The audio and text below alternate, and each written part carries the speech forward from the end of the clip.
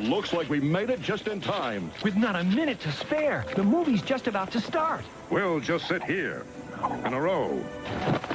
Wait a minute. Something's missing. He's right.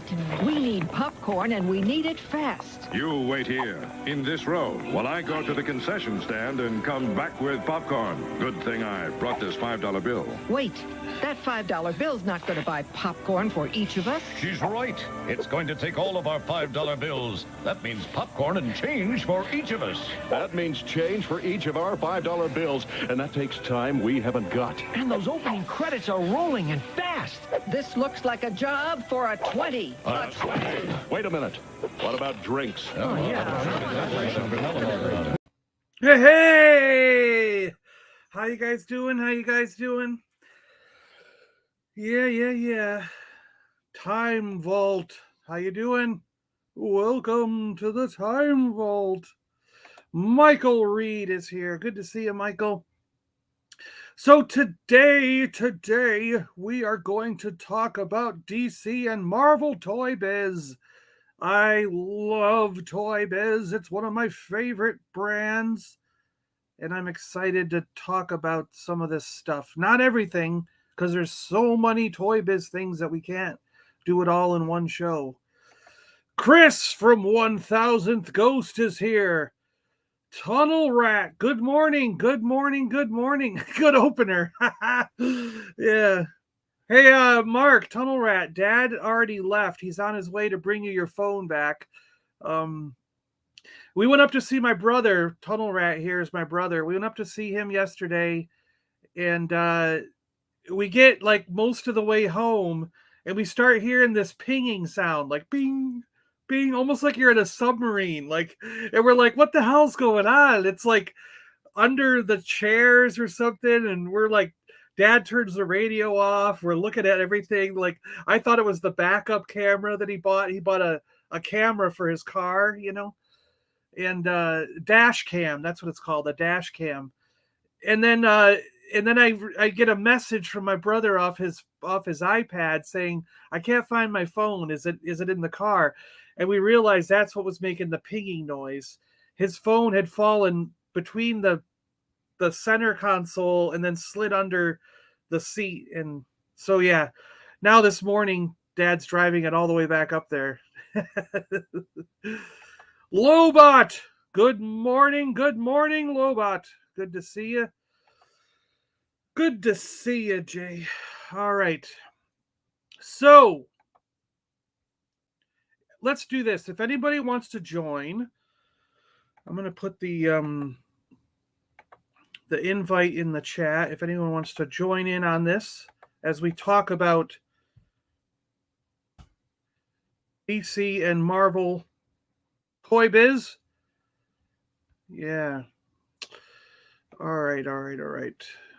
What do I got here? Do I have anything? There are some super chats. There's mouse pull-ups, underpants ball. We saw Super Friends popcorn all over already. There's lizard vomit. I'm trying to make more because, I mean, people seem to enjoy those things. So I'm trying to make more. Yeah. All right. I don't think I have anything else to show here. Do I? No, I don't have anything loaded up. Yeah. No, I don't. I don't have anything. Yeah, I don't have anything really loaded up here. So, all right. Do I need my display name? Salacious Rum is here. How you doing, Salacious? Okay, if anybody wants to join, there's those links to join the StreamYard. You can come on and say hello. Talk to me about your adventures with Toy Biz, because that's what we're going to be talking about today. I personally just love Toy Biz toys. I think that Toy Biz was an incredible company. I'm a little bit, you know, it's kind of like the Kenner thing. You know, I think my two favorite toy companies in the world, you know, number one is Kenner Toys. I've loved Kenner since I was a kid. Star Wars just blew us away, right? My second favorite toy company is Toy Biz. And I think it's partially because of the same reason. So when we were kids, we were collecting Kenner. We were collecting Star Wars. It was just something we did. You went out, you got, your latest Star Wars figure. I could get together with my mother and pick out figures on the back of the packaging, and she'd go hunting for Kenner Star Wars. There were all these mail-aways we could do. We got like you mail away for Admiral Akbar, you mail away for Forlom and Zuckuss or whatever, so it's like there was like as a kid, there was like this activity around collecting Kenner Star Wars stuff. And when Toy Biz was out, it's like that's when there was a resurgence in my collecting. I got together with my friend Nofrio, and Nof and I would go out and we would start trying to look for especially the Marvel Toy Biz and then when Marvel when they went from the silver cards and into their X-Men line and the Marvel X-Men Toy Biz, like him and I would spend half a day driving to a couple different stores and looking for these figures. And there were certain ones we were always hunting for, like it was like, oh my gosh, did you see there's a pink Cannonball. Cannonball came out with a purple outfit, but then there was the pink one that was a variant. We have to go find that. And it was like the Spy Wolverine was normally in black, but we were like, KB's got an exclusive where it's green. You can get this green outfit for Wolverine. We got to go find that, And so that's part of why I love Toy Biz, I think, is because it was like another time in my life where I had somebody else with me, where we were both like trying to collect these things, and there was adventures to go on, there were stories to tell. And when you went into different communities, like you drive over to the next town or go to another city, you would find somebody else who's also hunting for those things, and you would trade information like, oh, I heard this was going on. No, I've been hearing it's this one you want to look for. Did you know about this variant? Did you know about this packaging? Have you guys been to this store? And so it was another period where we were just like totally engrossed in collecting these things. And I think that is why, in addition to Kenner, Toy Biz holds such a high regard for me. They're way up there because I just love, the stories behind of that time period, the early 90s, and collecting these things. My general, the monkey lizard army rises. General, how are the ranks today? Eddie's General Ghost. The ghost looks up to no man. The troops are well and awaiting your orders. 3 space bananas. Chippo's here. Hey, Chippo. JT. Good to see you, JT. Hey. General Reed, I trust the beer is chilled. This early in the morning? Well, it's afternoon for you guys, right? Yeah. Does anybody out there in our chat, do any of you guys actually wake up and crack a beer open? I mean, I know there are some people. I've known people who do that. That's the first thing, their first go-to in the morning, if they don't have to work, is they crack open a beer, Salacious, you know me so well. So let's get to looking. So the first thing I want to go through, we'll go through DC first, because Toy Biz did a little bit with DC before it moved over to Kenner. And then I think Kenner continued running with DC for a while. And then Mattel got it after them, I believe, right? Tunnel's like, I've done it in the past. Yeah, see? Yeah. 9 a.m. here, not that bad. Yeah. So yeah, I believe, because I think by the time they got to doing the Marvel or the DC animated series for the television show, I think by that point it was Hanner that was doing DC stuff. But this, I think, Toy Biz did them in the gold card, which is what we're going to have. And I don't remember who did Superpowers. But Superpowers was Kenner, wasn't it? Wasn't Superpowers Kenner? By the way, if anybody has this way, if anybody has any superpowers and would like to come on and share their superpowers collection with us, please join us. There's the there's the link there. So please join us if you do have the superpowers and would like to show them up.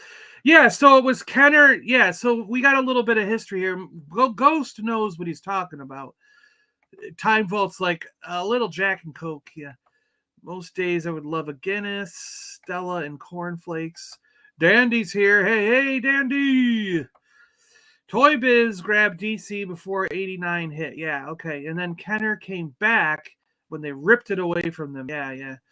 So it was Ken. So DC was Kenner, then Toy Biz for a couple years. Then it went back to Kenner for the animated series and on until Kenner became Hasbro. Salacious Michael Chris, everyone's saying hello. But if anyone does, please join us. Join us with the link that's there and show off your superpowers, because that would be pretty cool. But what we can do is we can go through my gold carded, because this is an interesting thing. I don't really know how exactly this happened, but so superpowers was Kenner, and the superpowers for certain action figures was exactly the same when Toy Biz released it. And a couple of the figures that were exactly the same were like Robin here. So the Robin for Toy Biz and the Robin for superpowers are identical. And it's also true with, the Penguin. The Penguin for Toy Biz and superpowers is the same. They might have different accessories, but the actual figure itself is the same. And then they did it for who was the other? The Flash was one. Let's see. Where's the Flash?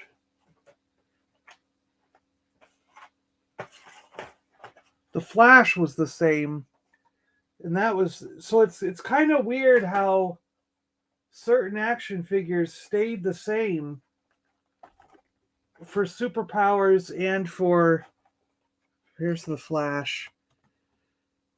And he had this run feature, like look at him. He's running. He's running so fast that it's blurry on the packaging. So I don't understand. Like, did Toy Biz get the mold from Kenner and then just continue making it? But then later on, the figures change, So yeah, it's like Weird Fantastic saying it. Bill's saying it. They took the molds from the Kenner, yeah. So it's kind of a weird situation, because I don't think that would normally happen, So good morning, Bill. Thanks for showing up. Cat's here. Vader's girl, good to see you. I have superpower. I don't know when I cocked up in my partner's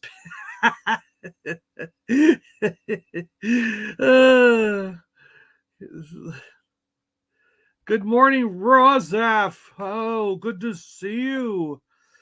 Toy Biz came out right after the Batman movie. Yep. Unstoppable sarcasm, but that's not what you're talking about. I noticed you have honed me with a spanner, John. Oh, yeah. Okay, thank you. I'm touched. Yeah. I needed some people to have a spanner, because there's evil people out there trying to do things. They took the molds from the Kenner. Yeah.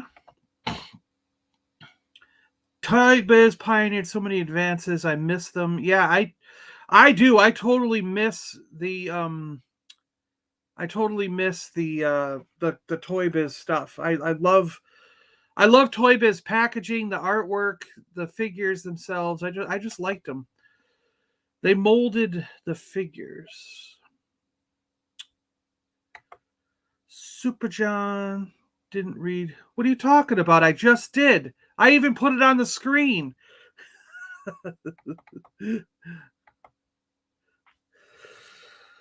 So yeah, we'll go through. Let's go through and look at a few of these. So as a lot of people have mentioned in here, this is when. So this was.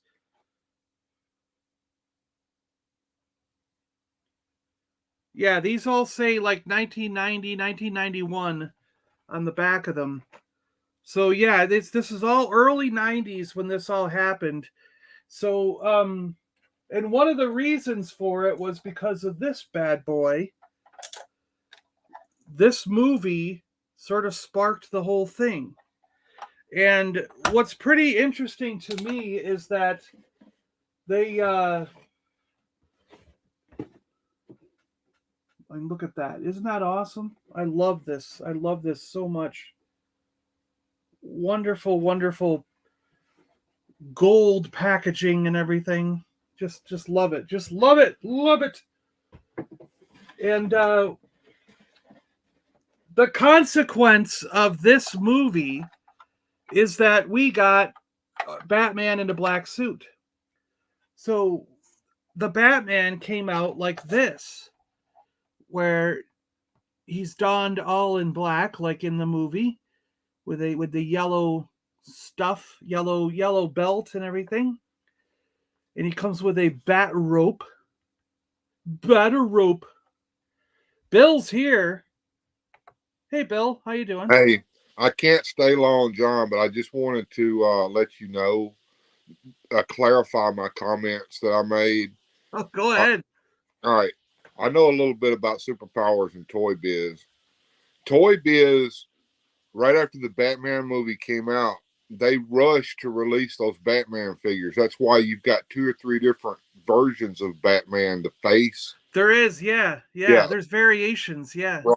The first one, they wanted to make their own figure, so they actually copied the Kenner figure, but they didn't actually remold it. If you look at that Batman figure, it looks more like the movie Batman. But if you look at their promotional material, it's just a Kenner figure painted black. Yeah. Okay. Then they decided that they wanted to go full on superpowers, but to save money, they actually took the Kenner figures and they molded the figures themselves. They made a mold out of the figure itself. That's why they don't really quite match the Kenner figures, although it's the same design. You see what I'm saying? Yeah, They didn't get Kenner's molds. They took Kenner's figures and made molds from the figures. Based from the figures. Gotcha. That's what I was saying. They were basically ripping off Kenner. Because even like the Flash had the same superpower though, even where you squeeze him and his legs run, so right. A lot of times instead of having the superpower where you squeeze an arm or a leg, they actually had levers on them. The punch me in the face Lex Luthor has right. that. Right. There's a lever on the back so that when you click his arm down, he can then punch himself in the face. Right. Yeah. So this is punch myself in the face Lex Luthor. That's what I actually had that Luthor, and I've got Superman that's got the magnet in his chest so that the ring will make him fall over. They copied the figures, but they missed the mark just slightly. I mean, they wanted this to be the next revival of superpowers. Obviously, yeah. It didn't work. The only figure that I've got that I really liked was the Riddler figure that they did. Other than that, I got Two-Face. That's pretty lame. You have to actually wind him up, and then his hand spins with this big huge dime in it.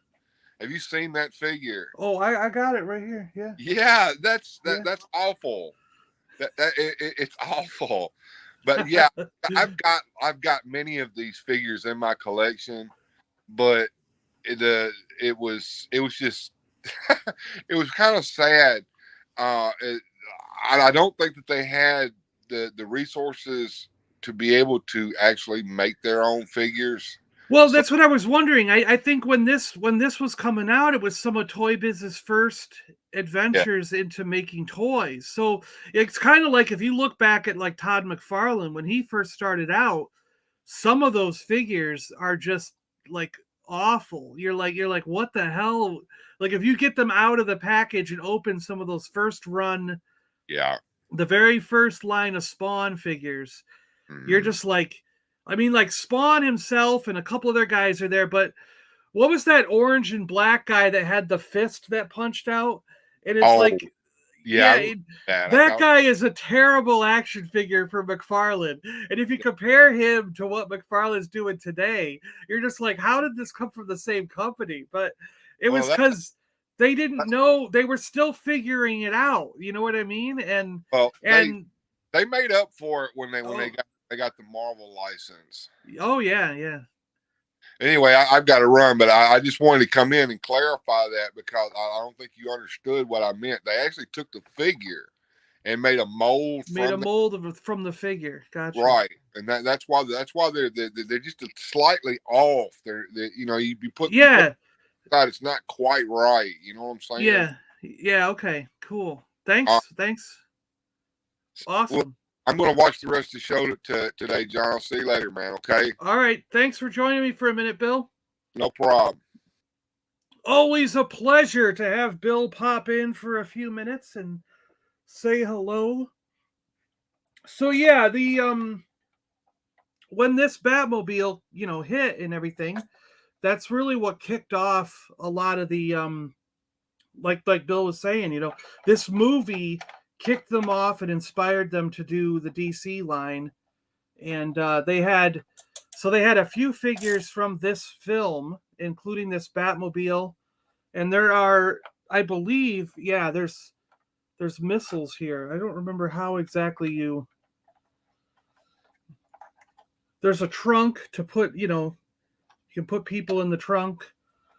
But isn't there a way to pop these up like a button or something? I feel like there was a button or something so that these would go pachung and then shoot the missiles out, but I'm not I'm not seeing it here, and that's the thing with. Well, there's a lever here. What's this lever do? I don't know what this lever does either. Yeah. Anyways, so something will make these missiles pop up. The gear stick. Yeah, I'm pulling the gear stick and it's not. Oh, there it goes. now I don't know where my missiles are. They went somewhere. So the missiles just went to Japan. They just took off because it is indeed the stick in the middle here that, and if you pull it all the way up, they fire and the missiles shoot out. So yep, the missiles are now in Japan. They went flying that way.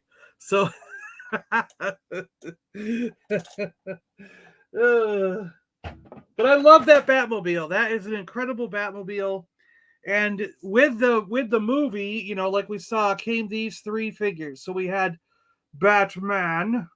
Batman, you say? Yes, it's Batman. Chris is here. Chris is popping in the stream. Hey, Chris. Hey, How you doing, my friend? good. I'm at work and wanted to derail your talk for just a couple minutes about KB, Toy Biz, and the MCU. Yeah, go ahead. Okay, so you watched Hawkeye, right? Yeah. Okay, so in I believe it was episode 3, Hawkeye and her are taken captive and they're held hostage in an old KB store. That's right, they are. And the reason is because KB is integral to the creation of the Marvel Cinematic Universe. Really? How is that? Okay, so KB, of course, was a toy store chain. They started in the 1920s as actually a candy store, but they bought out this guy's stock of toys and started putting them in the stores. And they found that the toys sold better than candy. So they rebranded their store. Oh, I love that one. Yep, there he is. And they rebranded as KB because it was Harry and Joseph Kaufman. So the KB was Kaufman Brothers Toys. And then, so they moved into all the malls and stuff. Well, by, the early 80s, Toy Biz was being founded in Canada, and then it was moved to America. And that's they picked up the DC license, and they picked up the old Kenner line of stuff as their first foray into action figures. And they knew they could do something decent with them. Well, of course, then they got the 89 Batman stuff, and that gave them the funding. But due to a clause in the contract they had with Kenner to use their molds, Kenner took the line back. Gotcha. So they actually lost it because it was doing too well. Yeah, they did a good job, so they lost the license. Yeah, I get you. Yeah. So was it only about 2 years? I mean, like by 93, they didn't. Toy Biz was back to Kenner, wasn't it? Yeah, it was pretty darn quick. Yeah. The company was acquired by Isaac Perlmutter in 90, and it's hard to remember a time when Marvel was basically trash, but it really was trash. I mean, if you didn't have Superman, Batman, those were the movies. You didn't have, we had the Incredible Hulk, and some really bad cartoons, except for, of course, Spider-Man and His Amazing Friends. Well, in 1994, because I was still working at the comic store when this happened, Marvel was essentially going bankrupt. Yeah. They had to get rid of their distribution rights. They had to get rid of everything, and in order to sort of keep themselves afloat to become the company. And it was a massive restructuring. And there was a period of a couple months where it may have even been 3 or 4 months where no Marvel comics came out at all. It was like everyone was wondering, are they ever going to come back?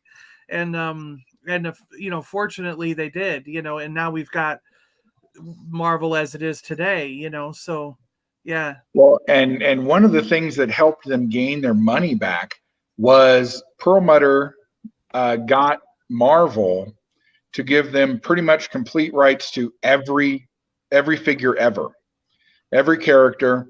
But to do that, he gave them a 46% share of Toy Biz. So they paid no royalties. They just owned almost half the company. Gotcha. So it was great for Marvel because they didn't have to do much, and it gave Toy Biz every character they needed to create things. And they basically did create every character. I mean, Toy Biz, especially with the X-Men, X-Force, and X-Factor, whatever, all that X line, it seems like they made just about every character that ever appeared in the comic books. It was like, that line is so crazy. There's no one today would think of making an action figure of Chode. Like, why would you do that? They did. And it's like, what the hell? And so one of Perlmutter's good friends was the guy who happened to be running KB at the time. And so they gave KB an extra discount to carry everything. Like, gotcha. Kmart didn't have the floor space to carry everything, but at KB we did. Yeah. Oddly enough, we're a small store, but we created, you used to see the dump bins of X-Men figures and stuff we literally would create. We'd get 144 of the newest wave at almost every store. Yeah, yeah. And so they raked in the cash, not just from us, but from Toys R Us and everything else. In fact, that helped KB in like 96 or 97. I think we cleared like just over $1 billion. Wow. In sales, and a lot of that was video games and figures. Yeah. So around 93, they decided to create Marvel Film Studios to license and make the Marvel movies. Yeah. And the president of KB became the president of that division. Huh. And so, then they got into some animation with the X-Men series, and they started doing some well. But then, it hit hard for Marvel around 95, 96, and they had to sell almost everything. And that led to the split up of lines to different, Sony got Spider-Man, Fox got the Fantastic Four, and they ended up owning almost nothing of their own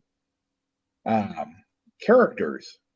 And that actually affected Toy Biz in quite a different way, because then they had to go and actually make completely new deals with those companies and start paying more, which is why you started seeing toward the end of Toy Biz, when they switched to the Legends line, that's why they did it, because they started losing characters. So they decided to make what characters they could make better. They just made one line called Marvel Legends rather than have an individual X-Men, Fantastic Four, Iron Man. Like they used to have individual lines for each, sort of like each cartoon in a sense. Yeah. And then as the cartoons changed, they ended up killing those lines in order to do that.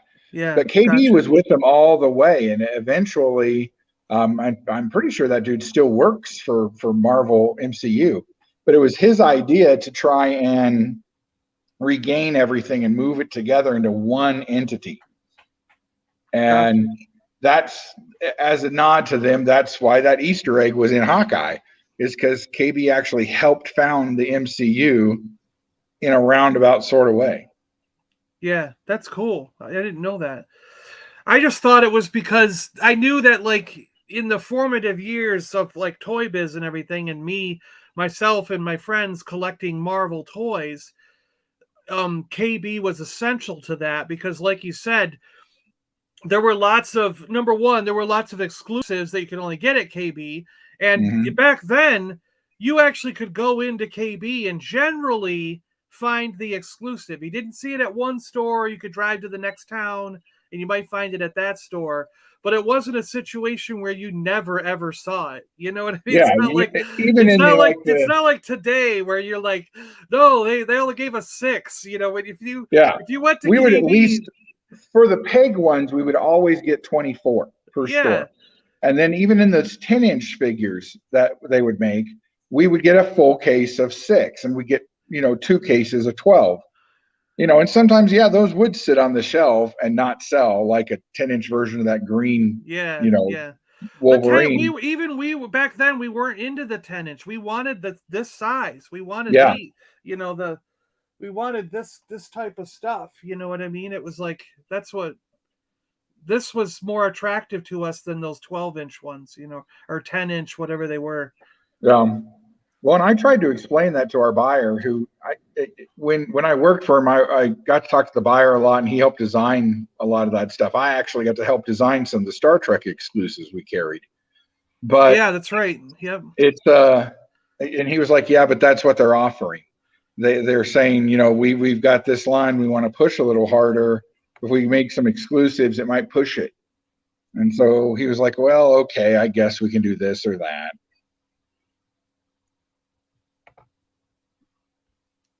John McGuire, good to see you. Good to see you. It's literally the history lesson I won't fall asleep for. 10 inches was just too big. Okay. Well, and because it didn't work with anything. Yeah, because really there weren't any other lines that had those type of figures. Hi, Bile. Good to see you.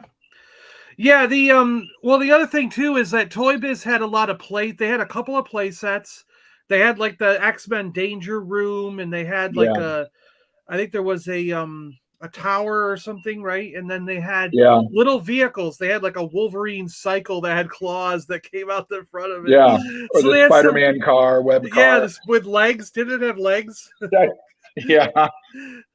So there was some interesting vehicles that you could use with the smaller figures, but the 12-inch or the 10-inch, whatever they were, you couldn't do that. You essentially just stood them up. It was like, and they were only 5 POA. So what do you do with them? That's true. The big ones, yeah. Randomly, they would have knees, which was weird, but not all of them. Yeah. And I think they didn't understand. The kids kind of loved them, but the collectors just wanted more of the 5-inch ones. Yeah. So yeah, so we haven't even got through the Batman stuff. So yes, we had Batman in the Where's Batman Bob the Goon? line. And then we had we got Bob the Goon here. Here's Bob. Woohoo! Bob the Goon. Do you know the supposed story behind Bob the Goon? No, go ahead. Let's hear this. Okay, so Bob I the Goon. I know that I heard there was something behind it, but I don't know what it is. Hey, hold on a second, Chris. Time Okay. Vault here. Time Vault. Time Showing- Vault. It looks Ooh. like he's got a wall of Toy Biz. Let's move him into the middle here. He's got stuff to share. Oh, nice. Hey guys, sorry I'm new to the chat. No, that's okay. It's okay, man. Beautiful. A Sorry to definite interrupt, Toy guys. Biz. A definite Toy Biz fan. Beautiful. Oh, talkers. Nice. A little bit. I thought this was going to be Toy Biz, but it's Toys R Us. Yeah, those were exclusive to them for a little while, and then they went everywhere. If your computer's not in the background, hit the mute button on the computer.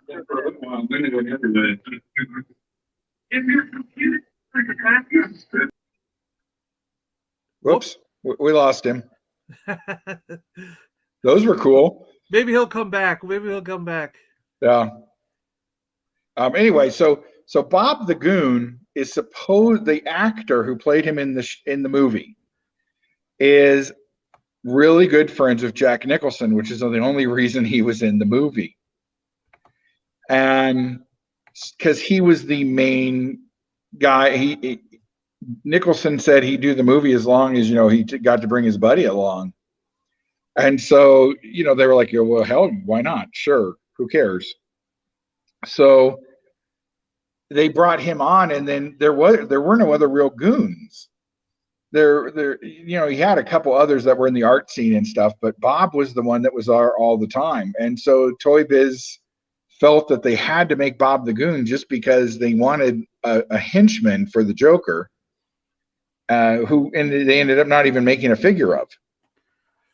And there he is, one of the original peg warmers. Oh yeah, this guy just sat there. Yeah, because look at him; he looks so boring. You're like, yeah. And who is that guy? Is that like Rick? Is that like Ric Flair as a Batman villain? Yeah, he was. That figure was so weird that those were the only two that they got to make. And then, then they threw a superpower Joker in. Yeah, but it had the Batman logo instead of the being like a DC superhero logo with the character, So yeah, we saw Flash here, and they had great card backs too. I like when they have like a whole list of all the figures you can get, I always thought those were cool. And the card backs for the Batman line were basically like this. You got their thing of where their power was, and then you had other figures and vehicles and stuff here. Yeah. No, Time Vault, don't worry about it. No, we were enjoying what you were showing. Yeah, we liked you were just echoing a little bit. I was I'm glad you're a fellow Toy Biz enthusiast. I thought that was awesome. See, the problem with you, John, is every time you do these, then I want to go out to the garage and get all of them, and I don't have anywhere to put them. Yeah, right.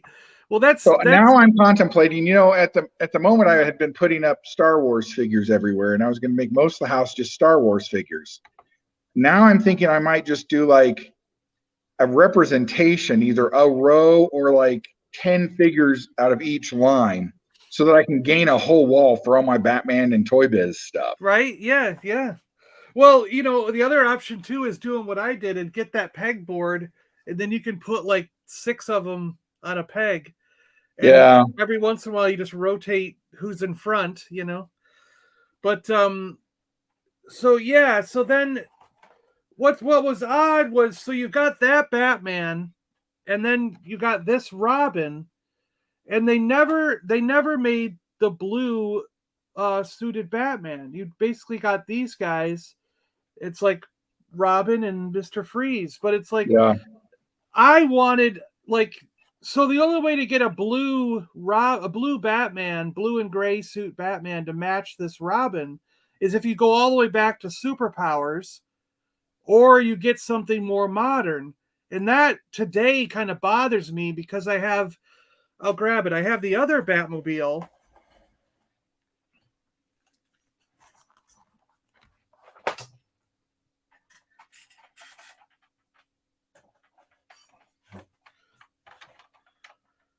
Yay.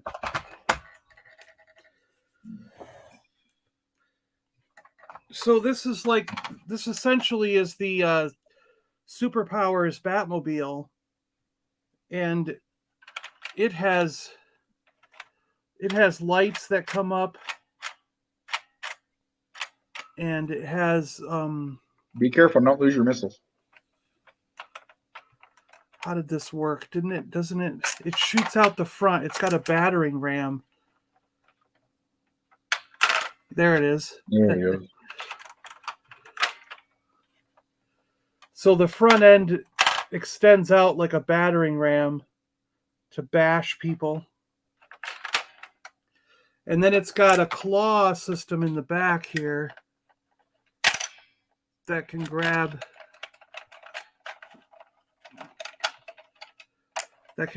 an action figure. So it's like, roar, grab them and take him to jail. Take him to jail. But I've got a Robin loose to go in here, but then I have to use a Spin Master Batman from the recent stuff because, like, quite frankly, I haven't found a good loose superpower Batman to go in here. Yeah. And then the other thing is, if you get them with the cape and all that stuff, and you're like, if you're looking at Mercari or eBay or something like that, these are superpower figures are reaching over $100 loose. On card, they're getting upwards of $200 and some dollars. So it's getting to be nearly impossible for someone in my budget range to go out there and get these superpowers action figures. Yeah. And the next best thing, of course, is to get Toy Biz, because the superpower Robin is $100, but if you get the DC superheroes on the gold card Robin, which is basically the exact same figure, it's $30 or $40. So yeah, you're kind of like, oh well, I'll just get this one. So that's why I have these gold ones, because they're and I bought these years ago because I was like, they're gonna go up. You know what I mean? I might as well grab some of this stuff now, because the further and further into the future we get, the more and more of these things are going to start going up in price. And well, the reasoning I'd heard from our buyer, because I'd asked about why there wasn't a normal Batman in that, and the reasoning I was given was Toy Biz didn't want competing Batman on the shelf. They wanted the Michael Keaton Batman out, not the Adam West looking Batman out, so that you had to buy the new stuff, because none of those other characters were going to be in anything as far as they knew. Yeah. They made all that stuff, but they knew that Batman, they had that Batman, and that was the reasoning I was told. That's funny that could be. I mean, that very well could be. But what's funny about it is it shows the change in mentality going into the future. Like back then, they're like, why would we make two Batmans? We don't want to compete with ourselves. But like then a few years later, they're like, let's make 600 different Batmans. Batman with aqua armor, Batman with jungle armor, Batman with stealth armor, Batman with, you know what I mean? So like only a few years later, it switched from don't make more than one Batman to let's make 6,000 different Batmans. Yeah, every wave, Kenner was as bad as McFarlane, except they just made shit up. Yeah, they did. They totally did.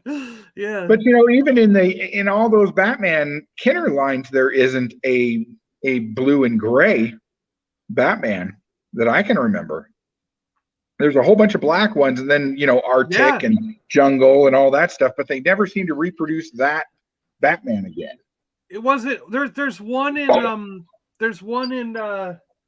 the animated series run, because I think I have him. So he's not right here, but I think I have him somewhere.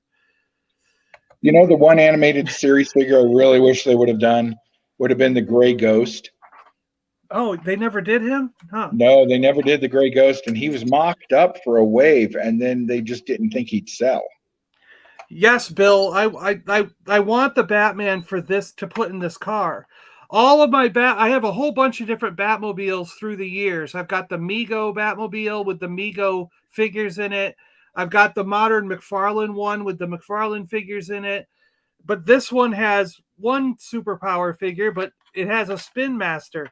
The Spin Master figures from like last week. You know what I mean? Like these are out today. So I definitely do want a superpower Batman that's blue and gray, so he can sit in the vehicle with Robin and actually be the right figure that's supposed to be in the vehicle. Well, I wonder if when McFarlane's doing those figures and comic packs, I wonder if he'll throw a blue-gray Batman in one of them. So yeah, I'll get in touch. We'll work something out. Thanks, Bill. I appreciate that. Yeah, I would like that. I hope that I don't. They did an animated blue and gray for McFarlane. Yeah. But I don't know if they did any others, come to think of it. You're right. But I mean, he loves his Batman. I mean, he's doing that whole. I mean, there's supposedly only one more wave left of the Batman 66 because they kind of have slowed down selling. But JT. Batman grabs the villain by the back of the car and drags him all the way to the police. Imagine the bloody mess. Yeah. I got a few and be happy to. Yeah, I'll get in touch with you, Bill. We'll work something out. That's cool. Thank you. So to keep going with the DC, we got Hawkman. Nice. And Hawkman might be very similar also to the superpowers one. And a lot of times when you find these guys loose, the wings are missing. So always look for these gray wings. Flapping wing action. Look at that. You can see them flapping right there in the picture. Hmm. Look at the little Daily Planet write-up about Hawkman. I like these little cards. So there was a couple different card backs, as you see when I go through these. And that's another thing I think is pretty cool, is there's just very different things. Superman is a tough one to get on card. Like mine isn't perfect. It's got some bubble crinkles and things. And it was very difficult for me to even just find this one for a price that I could handle at the time when I was buying them. He seemed to be the hardest and the most expensive. Well, that's because until '89 Batman, Superman was the man for DC. Yeah. And that was really the first figure we'd had in quite a while for him. Oh, there's the ring you're talking about. Yeah. I think the ring has a magnet. Is that what we said? And then it makes Superman fall over? Yeah. Yeah. Great figure. I like this one a lot. And again, a different style back for that one. And then there's the only Superman villain, Punch Me in the Face, Lex Luthor. Ooh, Mr. Luthor. Mr. Luthor. Ooh, power punch.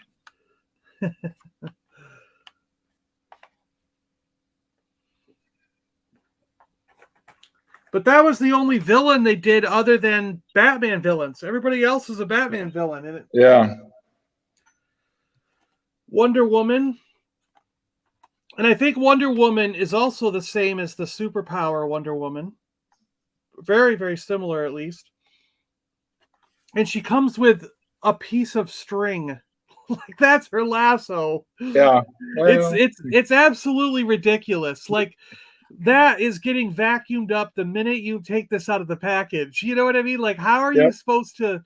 And how are you supposed to even play with it? It's not like she can hang on to it. It's a string. It literally is just a string. So it's like arm.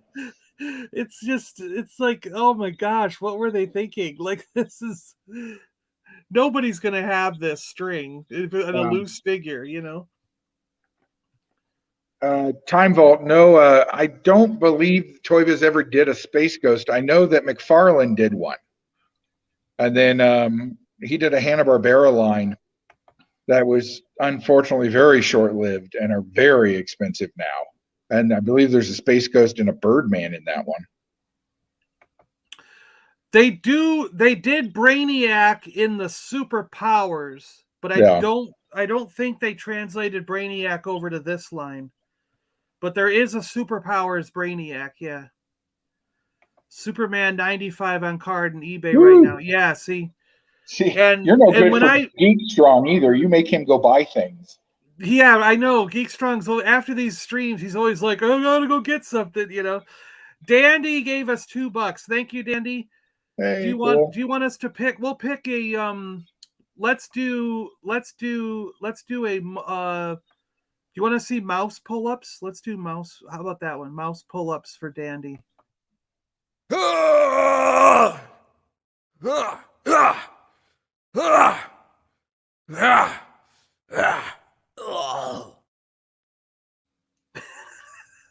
almost had that last one. If I could have just grabbed the rope. Oh. Thanks, Dandy. Thanks for that. It's totally me trying to do a pull-up. Apprentice Ewoks here. How you doing, Brandon? Good to see Brandon. you. Brandon just woke up, man.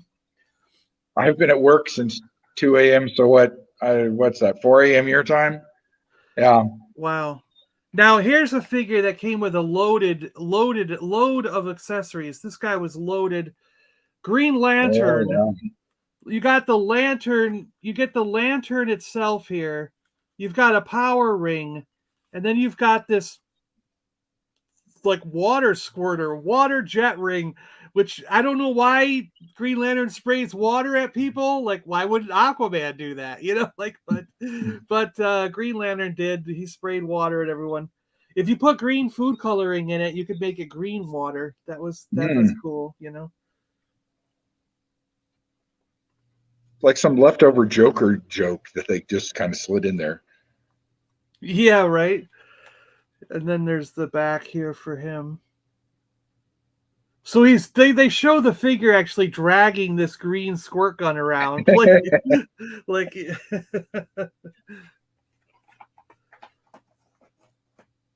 And then we got now this one is pretty interesting here. So what I find fascinating about this is if you go back in the literature, so I go back to Toy Fair magazines and like early magazines where they used to talk about toys, I don't ever see mention of this variation. And even in the book, I got a book that was done in like 2003 that showed all the Toy Biz action figures, and this figure is not in it as far as the variant. But then when you get to around 2010, the books that I have from then till now, they all show this variant.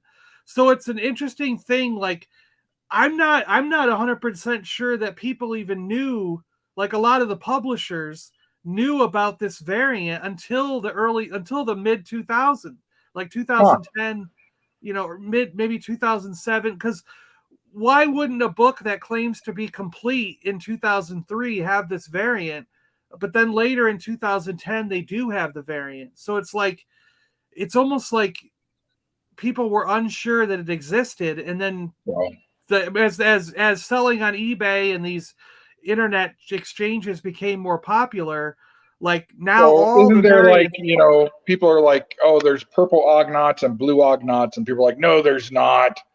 You're like, well, I have one in my hand. Well, that's a fake. I know, I have them too. They're right there, and they're actually two different fabrics. So I keep trying to tell people that. But yeah, so that could very well could be there before the internet, when you could take pictures and show these things. It may have been a myth, like this didn't exist, but then it was confirmed because now we can all share photos all over the world, and people are like, "Oh my gosh, he does exist." But it's the Aquaman, and Aquaman has, you know, orange arms in this version here, with his fin kick action, and he comes with a little seahorse Yeah. Now, unfortunately, the seahorse is not big enough for him to ride. Some of you guys might remember that joke, like in the original cartoon, he rode a seahorse. It was ridiculous. It was so ridiculous. But the variation is Aquaman with totally green arms. I have seen that before, but I never owned one. And this was also something that was a little bit difficult to track down. The green armed one. Yeah. I actually had to order him from a guy. I think it was in the UK. I think that's how I got it. It was in a different country. The one I'd seen, he said he had gotten it overseas, but he didn't say where. Maybe it was a defective set that they sent to England for their It very well could be. It very well could be, But I was happy to finally track one down so I could have both versions of Aquaman, because I'm really interested in these errors and things like this that happen. This technically, I guess, is an error because it was supposed to have green or orange arms, but they didn't finish. I wonder if it's paint or like they just didn't finish, or if they did accidentally just mold it in green instead of mold it in orange. Yeah. But I'm not opening it to find out. I want to leave it. Yeah, the way no it kidding. Is, but maybe you'll find a loose one someday. Maybe. But then we'll get into the villains here. We got the Penguin with firing missile that comes out of his penguin staff here. The thing I like about this Penguin and the Joker is they're like Scooby-Doo ones. Yeah, they are. Scooby-Doo cartoons. Right. Yeah, they are. You're right. We got like we saw before. We got Two-Face with the giant coin, and his arm.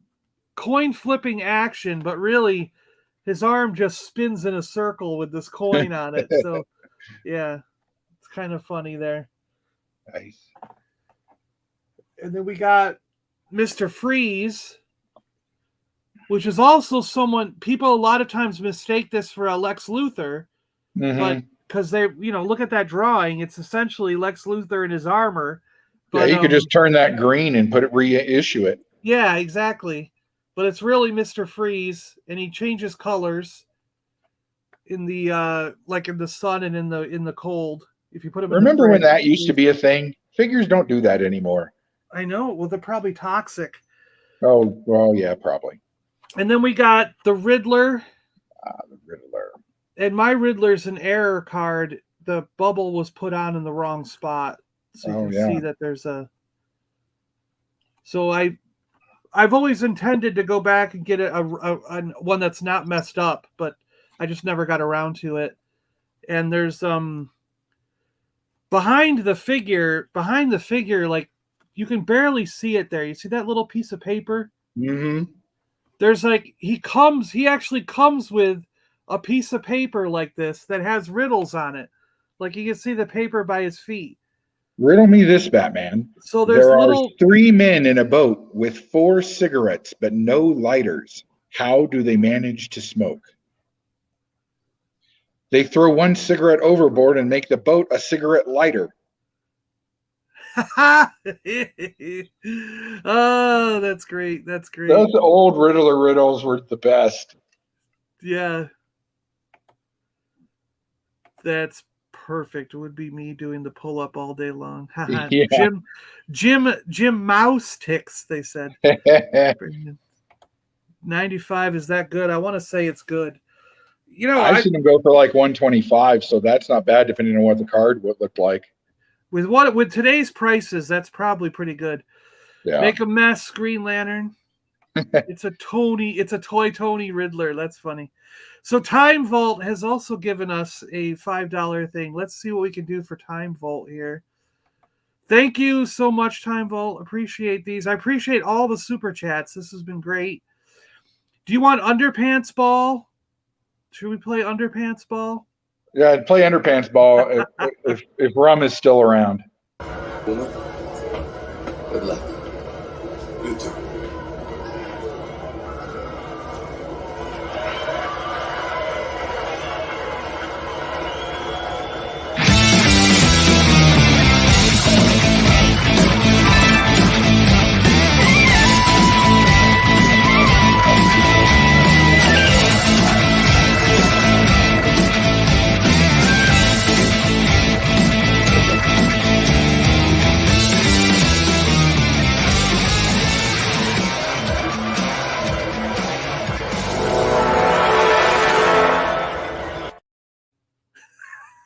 Come on.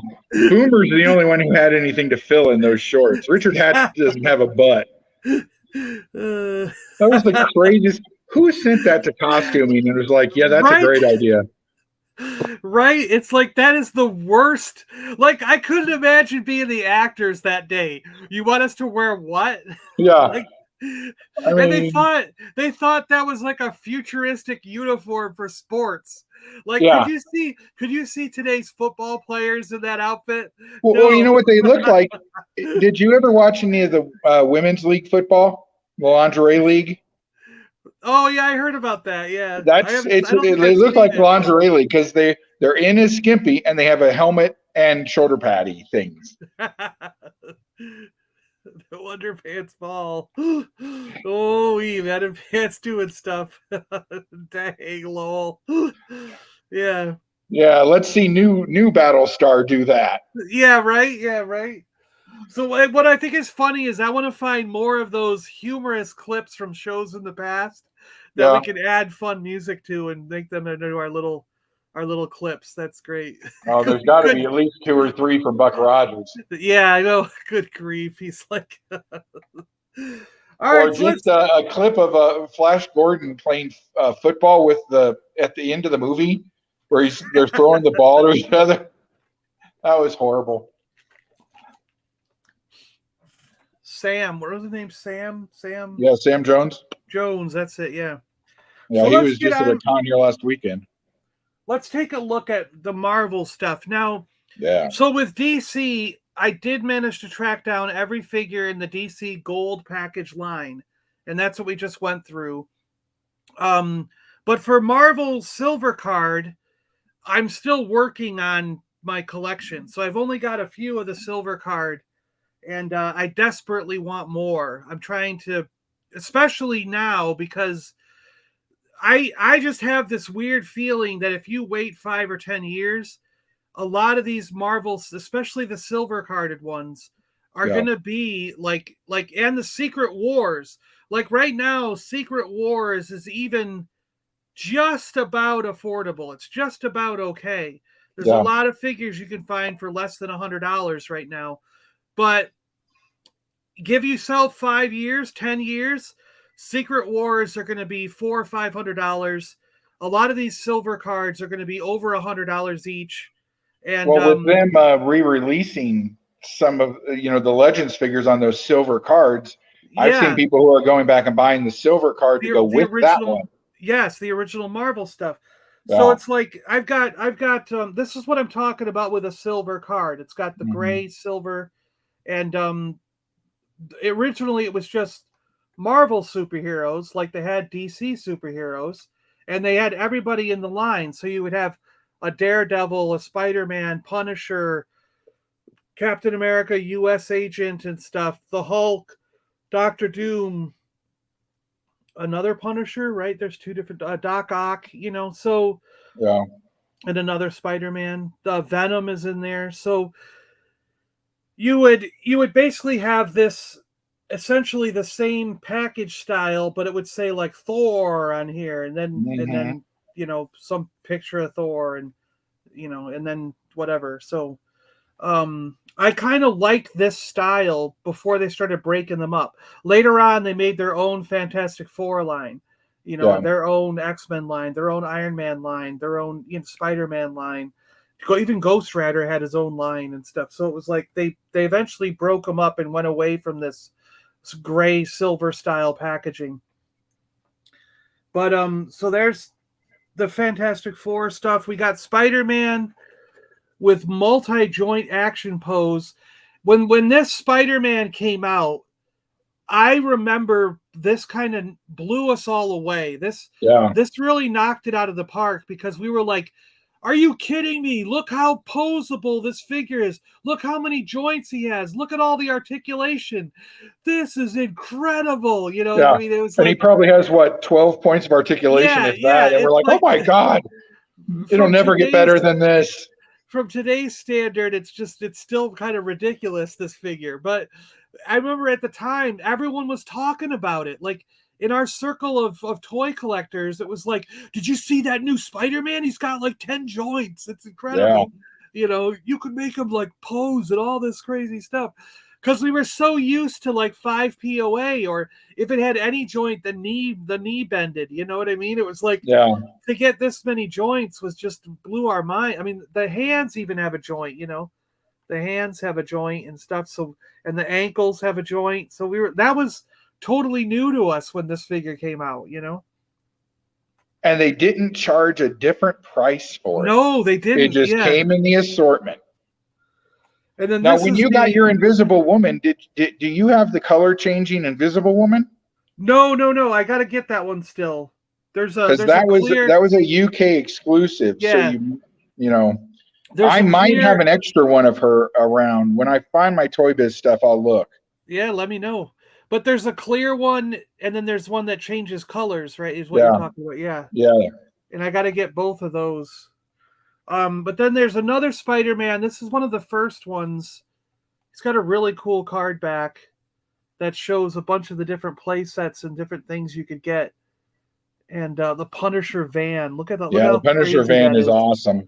And this Captain America car. It's like I remember I didn't buy any of the stupid stuff. I did buy that Punisher van because at least he uses that in the comic. I remember the Rage Cage. Oh, yeah. Hulk. He would break out of the cage. It was like awesome. But this Spider-Man has real web climbing action. So, you know, which actually is just a string. It's a string with a suction cup or something, right? Well, it's got a pull in it. So when you pull it, it zips up the line. Oh, he zips up the line. Yeah, so it's got something in his chest that eats the stuff up. So it's a string with a pull line, and he zips up the line. Okay. Well, and you got the other one, kind of a McFarlane packaging. There was a different one with suction cups. That's right. Yeah. And then we got Captain America, and he has this white launcher. You click the shield into it, and it shoots the shield out. It's a shield launching device, so that you can poke your eye out with a shield if you want. And again, they had a really cool. This is another example of a card back you want, because if you're ever out hunting for these, this is one of the first style card backs, because the figures are drawn. It's kind of like the 12 back for Star Wars, where the figures weren't photographs; they were drawn on as artwork. And that's the same with these. These are actually artist renditions, like drawings of the characters. Doesn't that still? Yeah, it still has the 50% off thing. Yeah, and they switched it to this pretty quickly because people wanted to see what they were getting. They didn't want the drawings, you know. And what? So people want to see what a figure looks like and just don't want to. What? Yeah, what? That's crazy. That's crazy. So I always say, if you're out in the wild and you're looking for these and you come across this card back, it's essentially like coming across a 12 back for Star Wars. So yeah, this is the one you want if you do find them. And then we got Thor with smashing hammer action. And I have Iron Man and the Hulk and a bunch. I have like the whole Avengers team loose, but I don't have them all carded yet. So those are the only heroes that I have on card right now. And then for villains, I've got the Green Goblin. I love that Green Goblin. That was a cool one.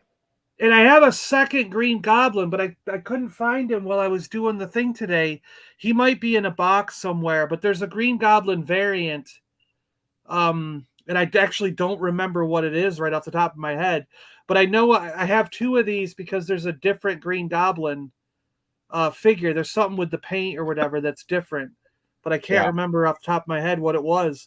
And I unfortunately couldn't find him. He's got to be in one of the storage sheds in a box because I've got a lot of stuff in the storage shed right now because I'm redoing the condo to make more room for toys, and then stuff will all come out of the storage shed and go on display. So, but for right now, it's being stored out of the way so I can redo the living room.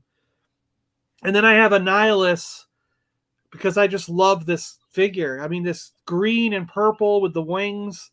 He's got spiked shoulder pads, and I think that as we get further down the road, we're going to see Annihilus in the MCU. I mean, he's got to show up at some point, and it's just going to be incredible when he does. I think he's a great villain, incredible, potential there for some great stories.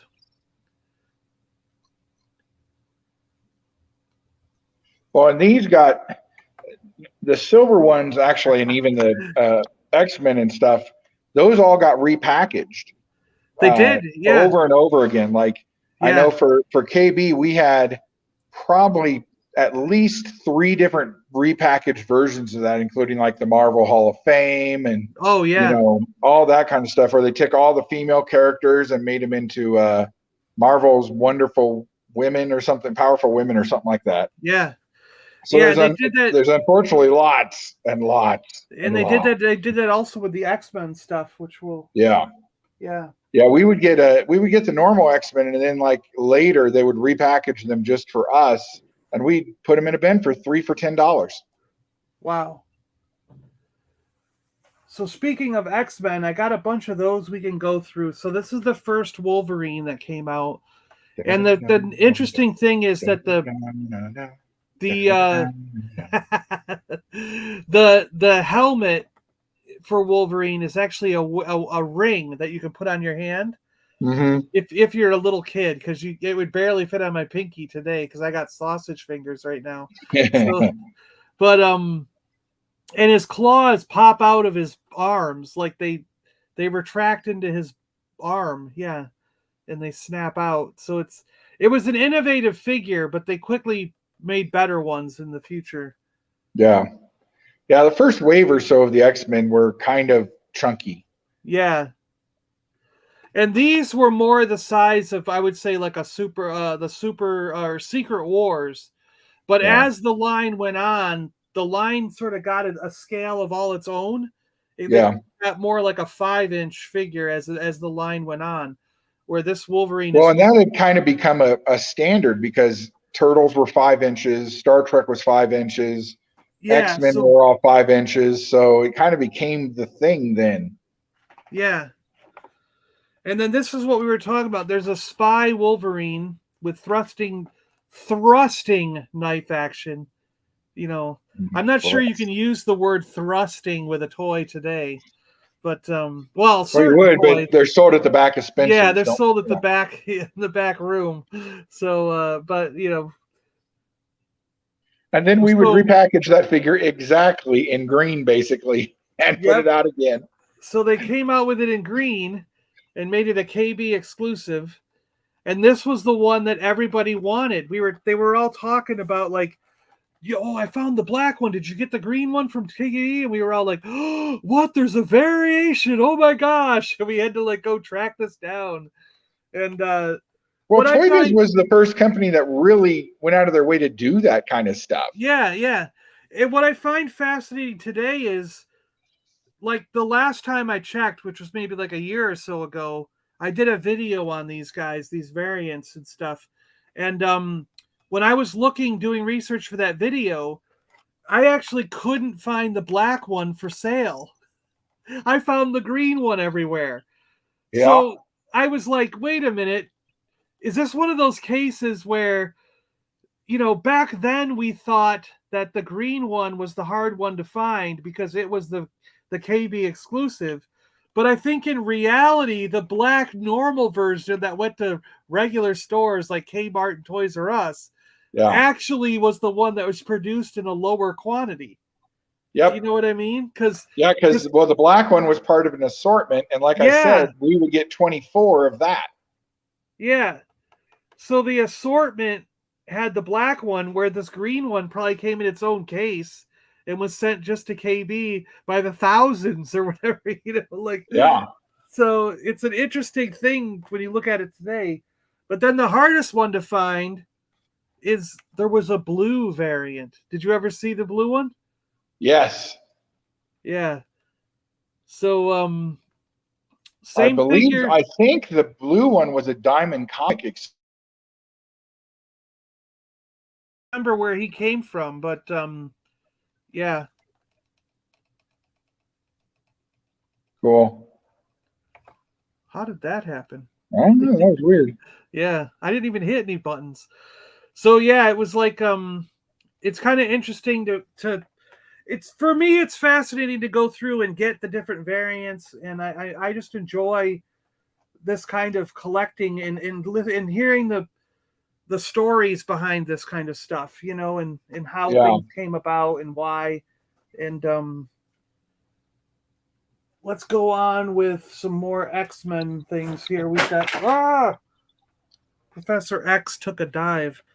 Professor X in the chair. Now, a lot of these were from the 90s cartoon. Mm-hmm.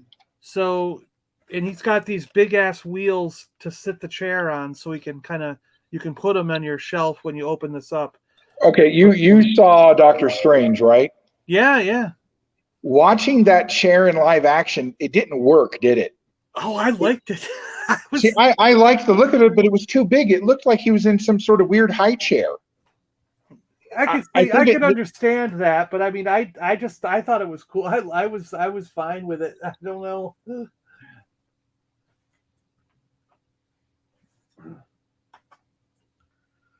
So then let's see. We've got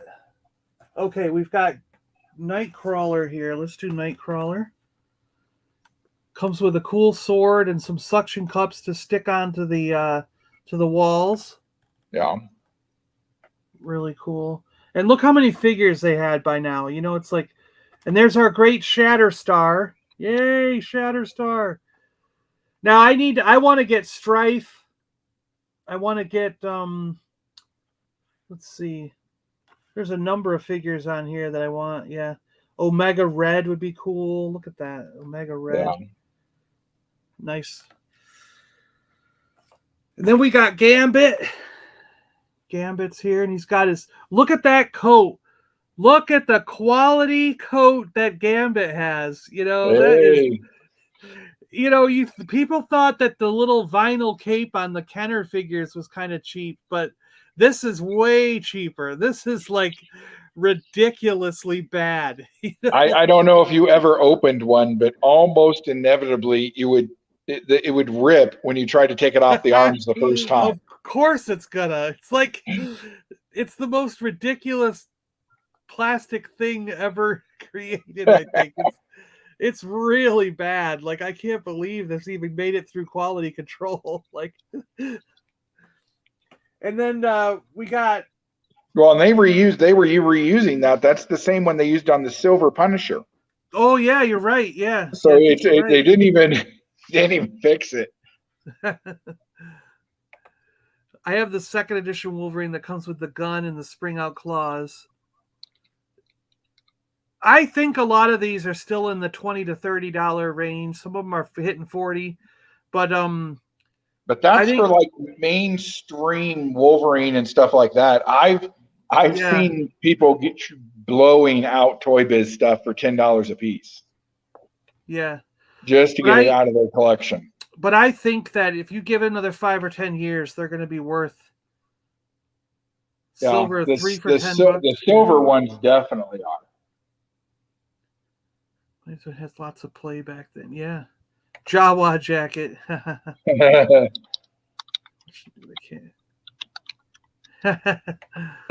love the Gambit. The code is great. Yeah, it's so cheesy. And then we've got Rogue to go with Gambit. Yeah. And Rogue here is one of the ones that, look at that face. Like, what the hell? To me, it looks, do you know those generic, like, plastic blow-up dolls? Oh, yeah. This is the same face. With the mouth open like that. I'm like going, every time I see this figure, I'm going, what the hell were they thinking? This is like, they copied the blow-up doll and put it on Rogue. What the hell? It's ridiculous. But it was a female figure, and it sold really well at first. Oh yeah, classic figure to have, yeah. All right, we got Cyclops here. We'll do Cyclops. What do we got? Storm and Beast. Oh, I didn't pull out the other Storms. Oh well. Cyclops, this is like a later version of Cyclops that looks more like the cartoons. Yeah. Where do I have the original? I must have a box of these somewhere else that's in the storage shed, because I've got the regular Cyclops that was blue with white. Do we have him on the back of any of these?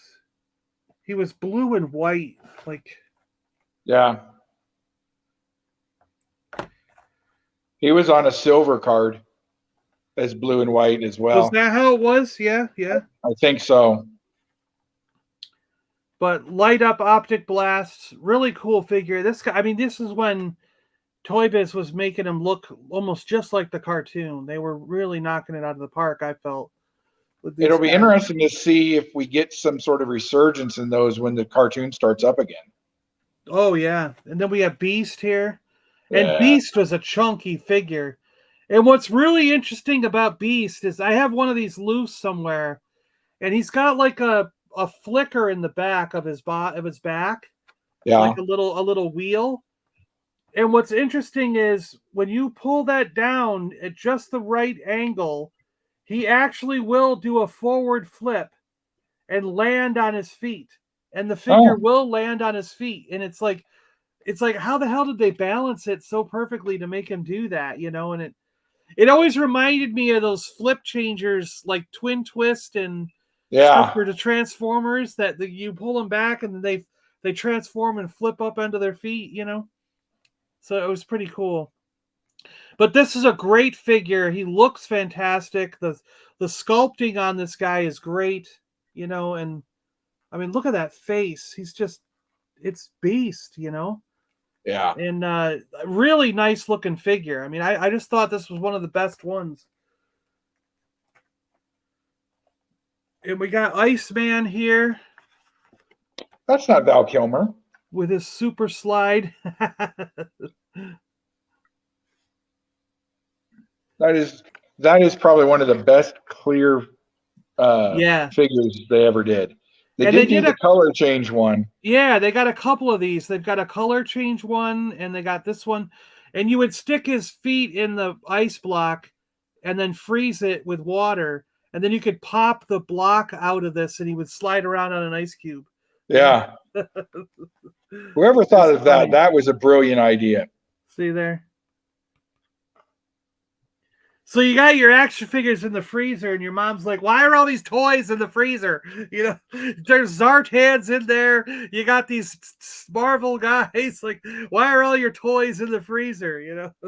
First of all, Mom, kudos on knowing who Zartan was. Secondly, color change, babe. And then we got Storm. Nice. Now, I do have a box somewhere. Storm came in white, black, and silver.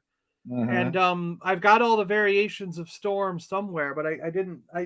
Like I said, there's got to be a box or two in storage with some more of these figures. These were what I had just hanging on the wall, so I was able to pull them down easy. But yeah, so Storm had a number of variations as well, and I don't remember, were any of them KB exclusive, or were they just?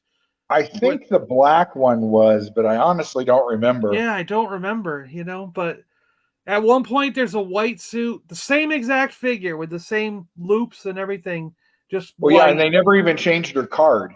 No, so they didn't change the card. Yeah, no, yeah, and there's a black suit, a white suit, and a silver suit, and but again, it was a very popular figure because probably like you're saying, there were so few female figures that everybody wanted to collect all the female ones, and because when those came out, we had. You know, there wasn't Star Wars anymore, so we had no Leia stuff. Yeah. Kenner was producing some Catwoman stuff and Ripley from Aliens, but that was really it. Yeah. And she's got a lightning effect. So on the back of her, you can see it in the lightning. It's a glow, like a glow color. But she had a little flint-like thing on her back. So when you flicked it, it would actually light up it sounded like you were trying to light a cigarette lighter. Mm-hmm. And it would actually light up the spark in her chest. And it was kind of cool.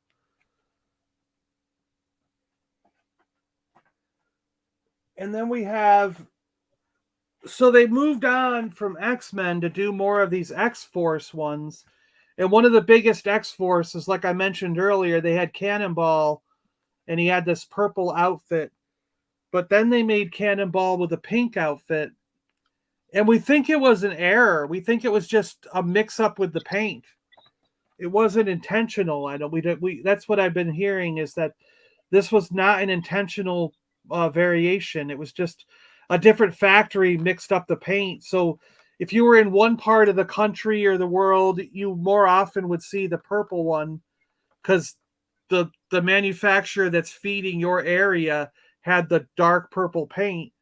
And then if you're in a different area, that manufacturer that's feeding your area had the paint wrong and it came out more pink. So this became a heavily sought after variation. And I remember everyone scrambling to try and find the pink one. And it was always a big talk. Did you find? I found one. Holy crap. Let me see it. Wow. Look at that. It's pink. Everybody was just like, it was like, because you heard about this stuff mostly word of mouth back then. You know, so first you start hearing rumors about it. There's a pink one. There really is. Like, wow, I got to keep I don't know about this. Do you think that's true? I don't know, dude. Or then, you'd wait a month until the new Toy Fair or Tomart's action figure guy would come out and it'd be like, hey, look for this. They have a photo spread of them and an article written about them. They would manage to write a whole article about the variation pink Cannonball and what you could look for and things like that. And it was like a big deal, and I just remember us hunting all over. And when we finally found one, we were like, holy crap, it exists. Look at it, and it was fun. But again, it's one of those things where today I sometimes see the purple normal one, the one that's supposed to be the normal one, selling for more money than the pink one. Mm-hmm. So I almost wonder nowadays, as we go into the future and someone starts calculating distribution and how much were made, when more people care about this line, there are people out there who really dig into how many were made, how many were manufactured, and they can find people who worked at Toy Biz and stuff and really get down to the nitty gritty of what was going on and why this kind of stuff happened. I think we're going to find out that there's actually less purple ones, the correct one, than there are pink ones, It's just one of those things that I'm finding a lot, in the 90s, the stuff we thought was hot is no longer hot, and the opposite thing is hot. You know what I mean? The thing that we thought was fairly common is now the rare one, and it's an interest. I just find that fascinating, Hey, JT, the reason those Aliens toys were so weird is there was supposed to be a cartoon series that was being produced that was going to push those figures, and they decided that it was too violent and that Aliens was not a product that could be turned into a cartoon. We didn't have Spawn cartoon back then or any, HBO wasn't going to fund an Aliens cartoon because they were still making Aliens movies at the time. So that's why those are also those weird. And then of course it was just Kenner being Kenner, and hey, we need a new line. Rhino alien, snake alien, Bigfoot alien.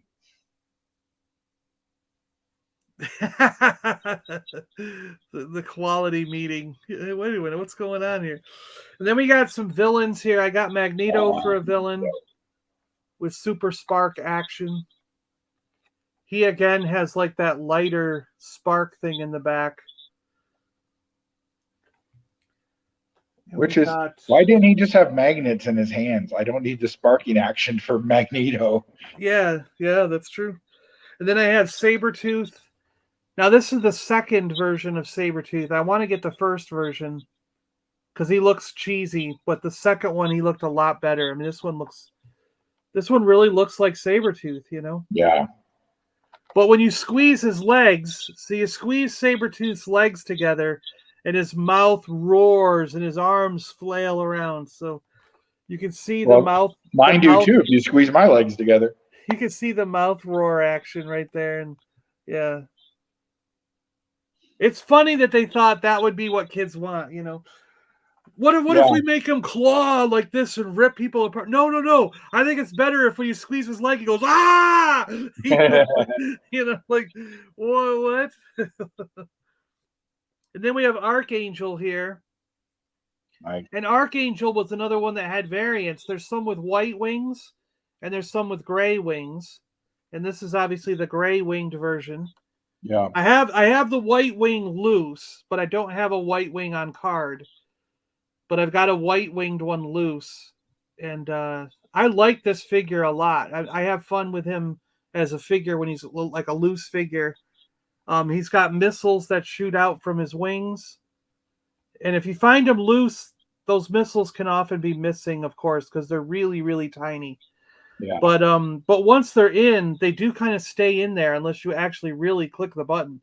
So like the loose one that I found that has the white wings, he was in a junk lot bin, like a bin of 1 million figures.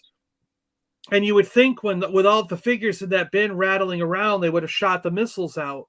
But when I found them, the missiles were still in there. So it's like even with them jostling around, the missiles didn't fly out. So it may not be as hard as you might imagine to find them with the missiles still in, I guess. Yeah. But really cool figure and great character. I hope they do him justice in the future in a future movie or something, because boy, they never have. Not yet. Not really, right? Yeah. I think there's certain mutants that are just hard to translate to film. Well, the problem is, like, they did that Apocalypse film, and they did sort of do a translation of Angel into Archangel, but I think what a lot of those things really need is even that X-Men movie was sort of beyond where they could do a build-up. You know what I mean? Yeah. Like I think a villain like Apocalypse and making the Four Horsemen, that needs a couple of movies build up. It needs time to build. You know what I mean? The X-Men almost needs its own MCU. Yeah. There's a lot of stories there, especially the next figure, like Phoenix. Yay. This is also something you don't want to tackle in 1-2 hour movie. It's either got to be a series. Like they've done twice now. Yeah, it's either got to be a series that you build up to, or it's got to be a couple of movies where certain things are happening over a period of films. Yeah. And Jean Grey as Phoenix is one of the greatest comic book stories of all time. And this is a great figure. And what do you guys think of Phoenix? Like, let me know in the chat here. Are you guys Phoenix fans? Like, do you guys really like Phoenix? Or is this kind of one of those characters you're like, I don't give a crap, Let me know what you think in the comments here. I want to hear everybody's love of Phoenix if they have it. What do you think, Chris? I think that older guys like us who went through the Dark Phoenix saga comic and the cartoon version was done pretty well. Oh, it was done well, yeah. We'll really still like her because we see Jean's fall and what a good person she was and then changed. Kind of like how everybody's been forced to adapt to Wanda, going from such a good person to insane soccer mom. And they did this figure in the green suit and the red suit. When she became Dark Phoenix, she had a reddish suit. So you can find a couple different versions of this figure. And then some of the figures have those trading cards and some of them don't. Oh, those trading cards are actually a separate numbered set by Skybox. Skybox, right? Yeah. Skybox or Impel, one or the other, I think. And the two things that I'm hunting for are right on this package. I want to get the Sentinel from Toy Biz, and I want to get this X-Jet, even though the Blackbird looks so cheesy and stuff. Like, that could never fly. Look at those wings. Look at the wings compared to the body. Like, how is that ever going to achieve lift and get off the ground? It looks so terrible. Let us ask the same of the Bumblebee. Yeah, that's right. So, yeah. So get this. The reason that I ask you guys for some Phoenix love, okay, There's a reason here. So let's see. JT saying, "Thank you, Chris. I never knew they were planning an alien cartoon. I'd love to fly on a wall during that meeting. Disney needs to leave a long ass time before they do Dark Phoenix again." Yeah. Phoenix is okay, but I'm a Rogue fan. All right, Dino, you're out of this one. If you don't want Phoenix, that's okay. You're out of this. I got a surprise here for you guys. Dark Phoenix Retro should be here tomorrow. Huh, G-Force. That's very interesting that you bring that up. I don't give a crap. The first time was amazing, but now it seems to be happening every other year. Nothing special. Oh, so Jonathan's out of this too. So Geek Strong and Jonathan, you don't really care. Okay, all right, we'll see. I enjoyed the Phoenix saga. Just had Cannonball Run figures. Bert, we're talking about Phoenix, and he brings up. I literally watched Cannonball Run last night, and was like, I would love a Captain Chaos figure. But they would have to be done in a crappy 70s style, like either Erdl or Migos style. So that the face is kind of like the Dukes of Hazzard, where they weren't completely painted. Yeah. I would love a Cannonball Run set like that. And now Geek Strong's like, I love the Phoenix. Sure. I think I might still have it here in a long box under the bed. That's cool. That's cool. He's laughing. That's some shenanigans, John. Yeah. Phoenix is the bomb. All right, so since Phoenix is the bomb, I got a secret special giveaway for only those of you who are watching this right now. I love that card so much. Who wants a Phoenix retro figure? Come on, who wants this? Give me a hashtag Dark Phoenix. So do hashtag Dark Phoenix like that. Is that how you spell it? Phoenix, right? Did I spell it right? Do a hashtag Dark Phoenix in the chat, and we're gonna give this away to one of you guys right now. One word, Lobot. Yeah, all one word. Yeah, link it together as one word, Dark Phoenix. And then we're gonna do the Nightbot giveaway thing and use it. So that's Jonathan and Time Vault. You guys got it right. So everyone copy how Time Vault and Jonathan Redmond did it. Geek Strong, what the hell are you doing? Hashtag Rogue. Please. So yeah, like this. We want it like this. Do hashtag Dark Phoenix, and we'll give it away. Don't do what Geek Strong did, or you're gonna get nothing. Geek Strong is wrong. Do what Jonathan's doing. Dark Phoenix. Yeah. Can you imagine now? This is how weird the world is today. Can you imagine them trying to reintroduce Rogue into the MCU, where she can take the abilities from people, and they would say, "Oh, she's trying to take all the men's power." And it's all woke because she takes men's power. Right. They're gonna freaking people. That's exactly what those morons would do. Those morons. There we go. Dark Phoenix. Yeah. So keep it going for Dark Phoenix. Anybody who wants in on this drawing, and we're gonna give this one away. I'll mail it to you guys, to whoever wants it. It's a really nice card. I mean, it's pretty flat. There was no damage to this one. It's still unpunched, intact up here. So beautiful looking figure all the way around. That was that set that G-Force got me for $5 each. That was really, he found these for you? Yeah. Yeah, they were apparently a return at Target, and somebody returned like 3 sets. They marked them to $5 and dumped them on the shelf. And I love this card art. I mean, just look at that drawing. Just look how good they did this. Yeah. Amazing. This line is just knocking it out, I think. I love it. Do you have all this line? It shows that 5 POA will sell. Oh, yeah. Do you have this line, like all this line so far, Chris? Yep. So far, I think I'm complete. I even have the ones that were exclusive to Hasbro Pulse. Geek Strong's like, I have that Phoenix. We'll let someone else win.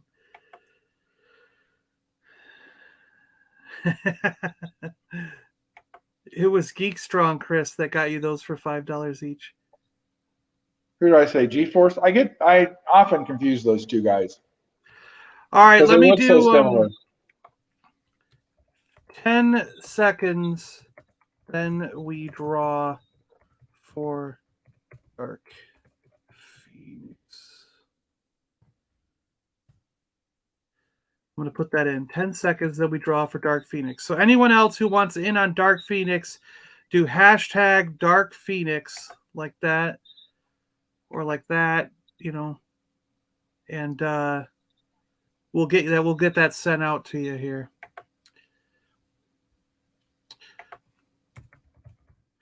So coming up soon, Dino, let us know. Dino and Dandy, are you guys in the chat?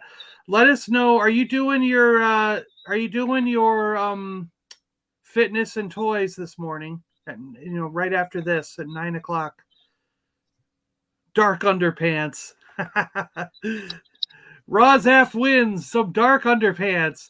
I'm gonna go to the bathroom real quick and make them dark for you, and then I will send Rozaf the dark underpants because apparently that's what he wants.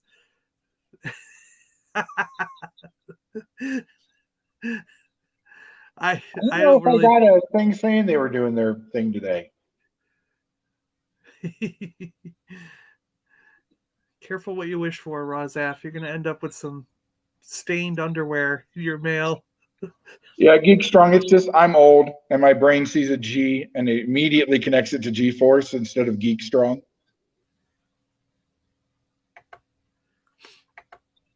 No toys and fitness. Keep going. You're having fun watching you. No toys and fitness today. No toys and fitness. All right. Well, later today, I'm on with Matt on the Universal Collector channel, and we're going to be talking about toys through the years.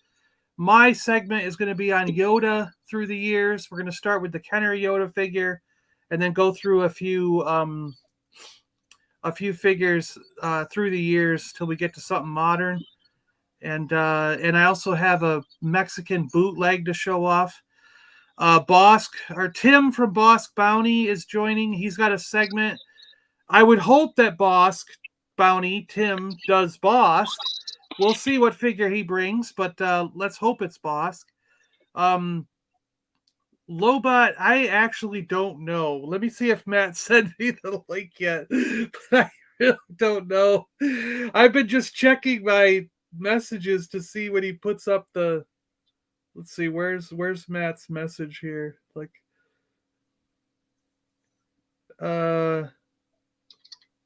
find an odd 8 p.m. UK. Okay, 8 p.m. UK is 3 p.m. Eastern, right? Yeah. 3 p.m. Eastern, 8 p.m. GMT with Matt at Universal. Yeah, when are you going to come on to Lego Studs with us again? I don't know. I might pop in and say hello, I guess, but I don't have a Yoda through the years will be a 4-hour segment. Lego Studs. Yes, Lego Studs at 10 a.m. Eastern. And that is so yeah, what is it? Lego Studs 10 a.m. Eastern, 3 p.m. GMT today. Yeah, Lego Studs today. We're building Lego. I might come on, but I don't really have another Lego to build right now. And yeah. Since I'm in the middle of rearranging and redoing the living room area to put more toys and stuff on display, it's like a total mess. So I really can't I wouldn't even have anywhere to put it if I did build a Lego right now. So I don't know, but I guess I could come on and say hello. I don't know. I'm waiting for, what is it, Tuesday or Wednesday when Optimus drops? Yeah, I got to order that one. I actually have to order 2 of them now because I got a friend that really wants one. So yeah, I've got to order 2 as well. I have to have one to keep in a box. It's one of those situations where I really do wish that I could help the community out and buy like 20 of them with my discount, but I can't. I just cannot do that, or I'll get fired from my job. So I'm just getting one for myself and one as a gift for somebody else, a friend of mine who really wants one, and that's really all I can do. I don't want to lose my job working at Lego. I'm sorry, but believe me, if Lego allowed me to use my discount and buy like 20 of them, I would buy one for, I would buy them all, just so that everybody in the community can get one at a discounted price. But I really just can't, or they track our orders, they track what we buy. And and that's not a store exclusive, right? That's everywhere. It should be. Well, I'm not sure if you're actually going to see them at Walmart, but you'll probably but like Target will carry it, and Amazon. Yeah, because Target carries those big idea sets and the complicated ones, the adult ones. So I think you'll see it at Target, Lego store, of course, Lego online, Amazon should get it. Yeah. Good. I think I have space on my credit card at Amazon. Sleeping, how you doing? Sleeping, if you want in on this, dude, hashtag Dark Phoenix. We're giving away a Phoenix right now. I said 10 seconds, but we've talked a little bit longer. So do hashtag Dark Phoenix. Where's an example? Rawzap did one here. Hashtag Dark Phoenix. Sleeping has the most incredible luck. Did you see over this weekend he's found like 2 or 3 short packed AWE figures, like one of 500 and stuff like that. Oh my gosh! Like what? I think Sleeping's paying off the employees of these stores. He's like, yeah, Optimus is great. BD1 looks good. Yeah, that's going to be a good one. All right, so let's do the drawing. Let's see here. I got to go to Nightbot. I got to log in. And we're doing a giveaway. We're doing a keyword. We're doing hashtag Dark Phoenix. And that's okay. All right.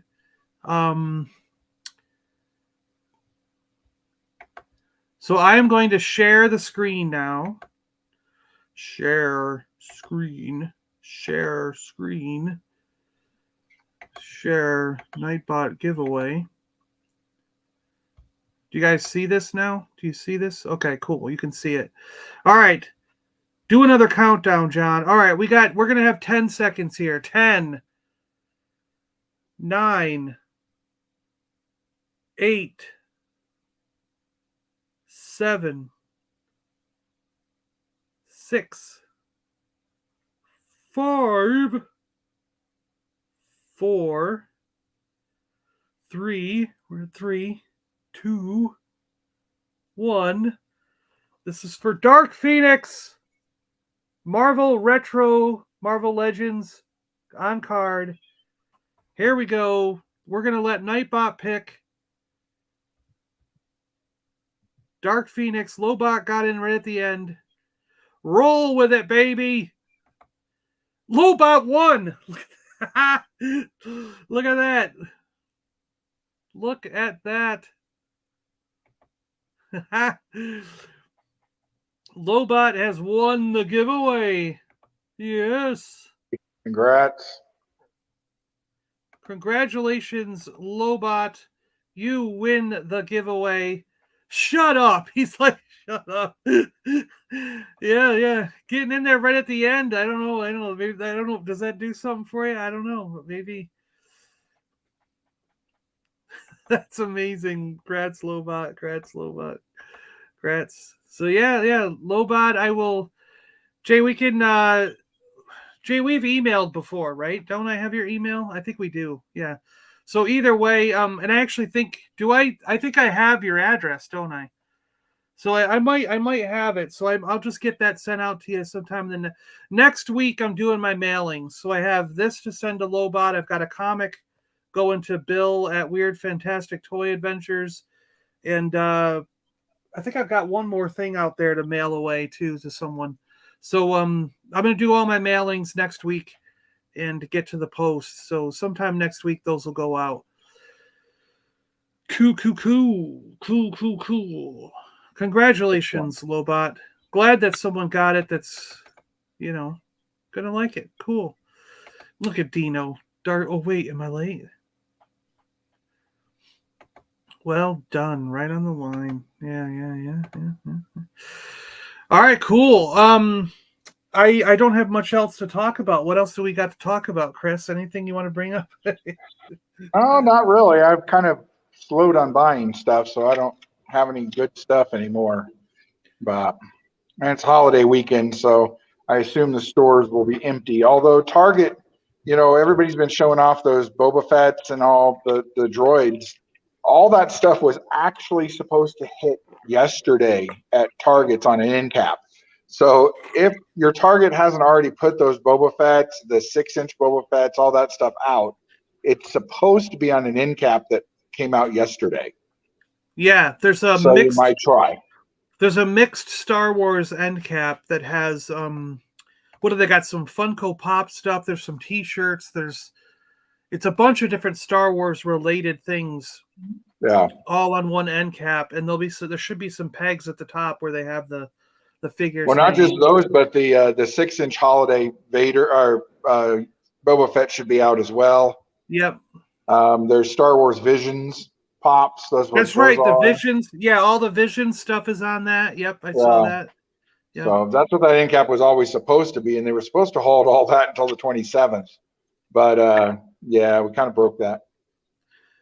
Geek Strong, you want to come on next week? You want to do some alien toys? We'll do E.T. We'll do, I don't know, what else? Alien and Predator? Yeah, Alien, Predator, E.T. I mean, because there's not a lot to show off for E.T. We'll do it in 5 minutes and be done. So I got to have a number of different alien, weird, small lines that we can show off, So... Yeah, and I guess we could say ET merchandise because I have the record. We could show the record, the picture disc. I like seeing all that stuff, not just the figures. I love the ancillary stuff as well. We could show the ET storybooks and record, and what is it? There's a tape and story that goes, turn to the next page. Boop, and then boop, and then ET looked at a plant. Boop. Okay. And you could be eating Reese's Pieces while you do it. Yes, Reese's Pieces. All right, that's it, Dino. You got to get some Reese's Pieces to do ET. So you and I will have ET Reese's Pieces. He just wants to show off the new ET items he got. He bought a bunch of new ET stuff. Hey guys, I think I'm going to be putting in a Kenner and Modern Jurassic conversation stream in a week or two with David Blucker. Oh, I'm always for it. Sleeping. If you ever need somebody, just hit me up. Dave has got an incredible Jurassic Park collection. He's got most all the new stuff too, not just the old Kenners. Yeah, I got the new stuff only. I'd love to have some of the Kenners, but I just love the package design of this stuff, and how you can the cars right out there, and I'd prefer to be in a fuller box so I could stack it, but this is I like the packaging still. That is the only pain in the butt is there's no top, so you can't stack these on your So I've got them kind of randomly up there. It's like, oh geez. I love that the new Hammond collection, the 3.75 sets. And Target had all the Amber collection stuff on clearance, so I was able to get some of that.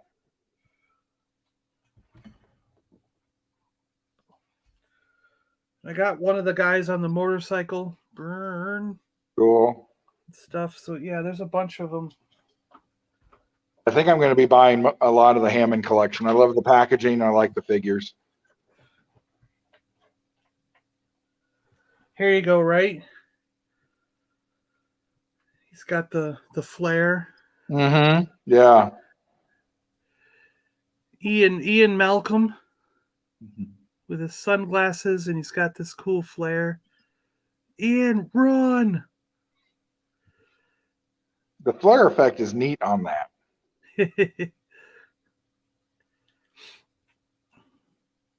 But yeah, I mean, just let me know if you want me to help. I'll help. I'm always glad to do that stuff.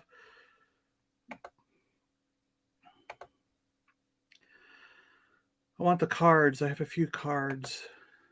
I have some of the trading cards for ET. That's right. Yeah. Yeah, the ET finger. That's a classic one for what were they thinking? Mm-hmm.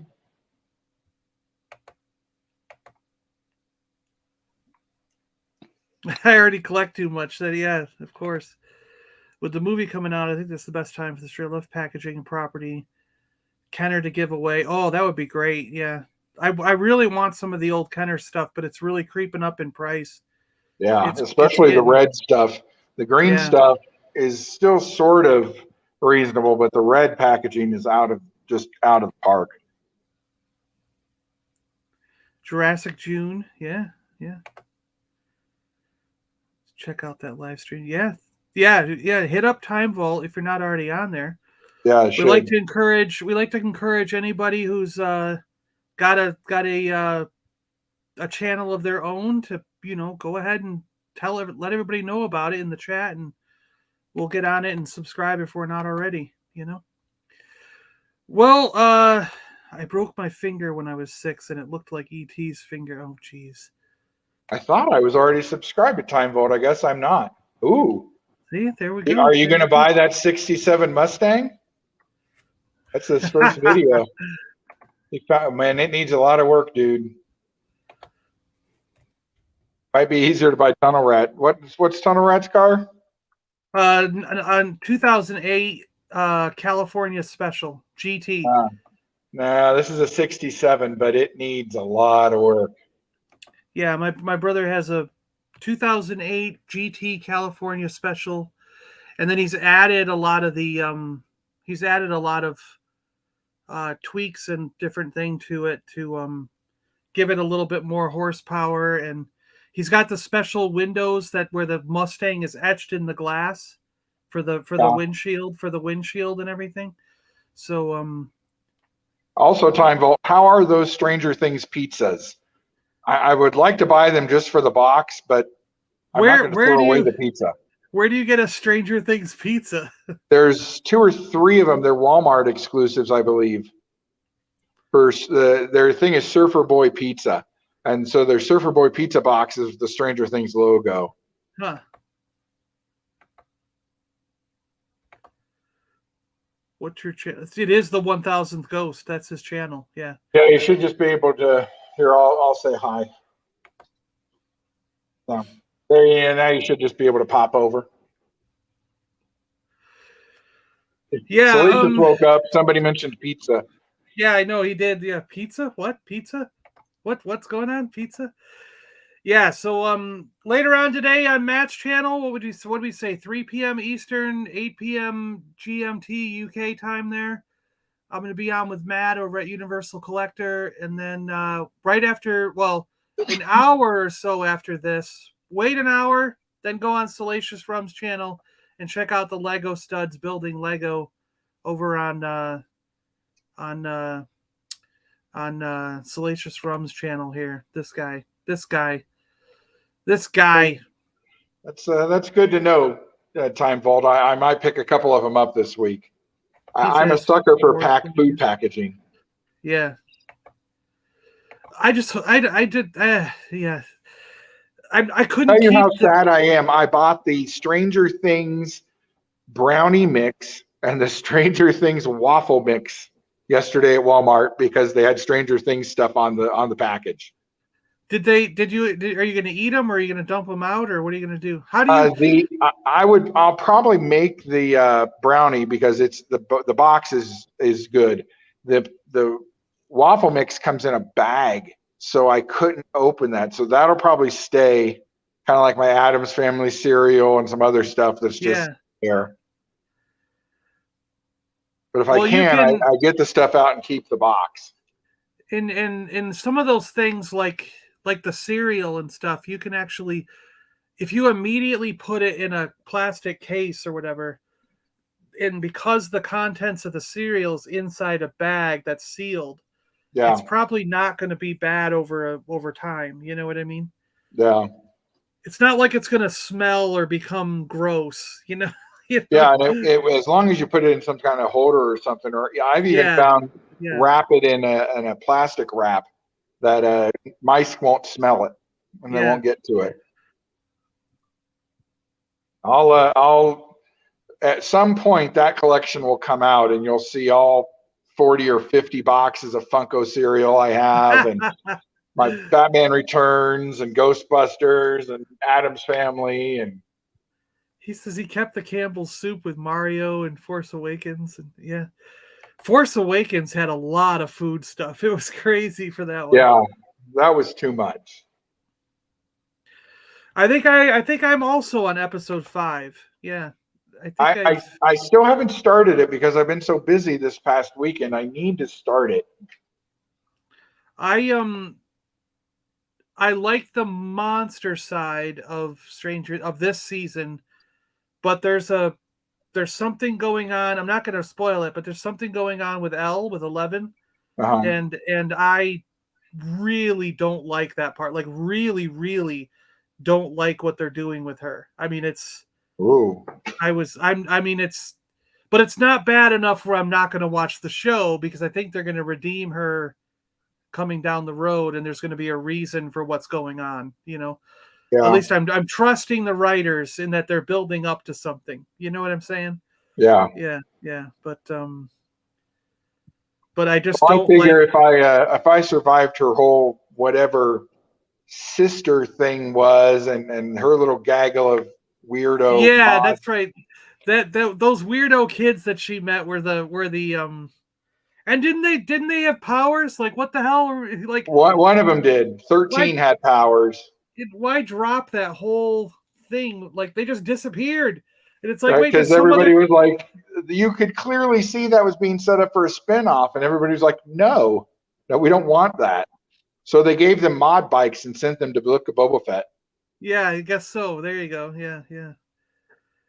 One day, 20 years from now, we'll be streaming the opening of cans similar to the MRE dude that eats 70-year-old MREs. Nerd affiliated. Good morning. We're just about the end, so you're right in time for the end. It gets enter. The end is near. All right, I'm going to take this time to say goodbye. Chris, thank you for coming on. Thanks. Bill, I meant to come on for like 5 minutes, and it stayed on the whole time. Yeah. Bill from Weird Toy Adventures. What the heck is your thing, Bill? Fantastic Toy Adventures. Yeah. Weird Fantastic Toy Adventures, Bill. Thank you so much for coming on earlier for a few minutes. And Time Vault, also, thanks a lot for popping in and saying hello and showing us your wall of Toy Biz up there on the wall. Really appreciate that, Time Vault. Good to meet you. Good to have you here in the stream. And I'm glad you popped on. It was cool. And Bill, it's always good seeing you, Bill. And Chris, of course, always good seeing you popping on. So thanks a lot for joining me. Thanks for checking out Toy Biz stuff with me. I love Toy Biz. And I've got a lot more. I've got the Iron Man stuff. I've got Fantastic Four. We'll save them for a different stream. And those could be its own stream, just the cartoon. Right? Yeah, ones. The cartoon stuff. And Lobot, this will be coming out to you, Jay. We'll get in touch, and I'll make sure I got your I'm pretty sure I've still got your address, but we'll make sure, and I'll get this out to you sometime next week. So congratulations John, on winning. Before you leave, John, still talking Toy Biz for a sec. Did you buy any of the Lord of the Rings stuff, their last big hurrah before they shut down? Oh, you mean back in the day? Yeah. No, I don't own any of that stuff. No. I have about 40 or 50 of them. I love those figures. They did such a good job, but I can't find, and I didn't know if you knew, who has the Lord of the Rings toy license now. Because nobody's really making anything that isn't like a Hot Topic-y, or a Hot Toy type thing. No, that company that does random figures, what is it, the BTM or what the hell is that one? Yeah, they have RTX or whatever. Yeah, they have they're at Walmart's in the electronics area. Yeah. They have that Sauron and Gandalf. I think they've And done a Golem too. Yeah, they're highly articulated figures or something. You know what I mean? They're Well, not and then super they've done articulated. Bendham's have done like Yeah. 2 or 3 figures. The new style Bendhams that are a little bit more sculpted well. They're sculpted good. Yeah, those have some. So But I was wondering if with the new Amazon show coming, if there's anything coming. Oh, I'm sure someone's going to get that license, and it's going to be, lots of figures for that, and they'll go back and do stuff from the movies and the Hobbit stuff. So yeah, I would not. Lego it would still not own surprise those? me at all. I really don't know. I mean, I haven't seen anything related to that. So Yeah, I think the last stuff I saw was like for Dimensions, I think. Yeah, the Best Action, BST AXN. Yeah, that's it. Yeah. Yeah, it's just odd. I was thinking that when we were talking, I'm like, I have all this Toy Biz stuff, and that's the last stuff they really made before Marvel shut them down. But we'll see in September, I guess. Yeah. All right, guys. Thanks a lot for watching. I really appreciate it. Thanks again, Chris. Thanks again, Bill. Thanks again, Time Vault. Glad you guys were able to come on. And hopefully we'll see you next Sunday. All right? All right. See you later. See you in an hour. Yeah, go over to Salacious Room and watch Lego Studs in an hour. And then later this afternoon, I'll see you guys live again on Universal Collectors channel. Yeah. Yeah. Yeah. Yeah, definitely.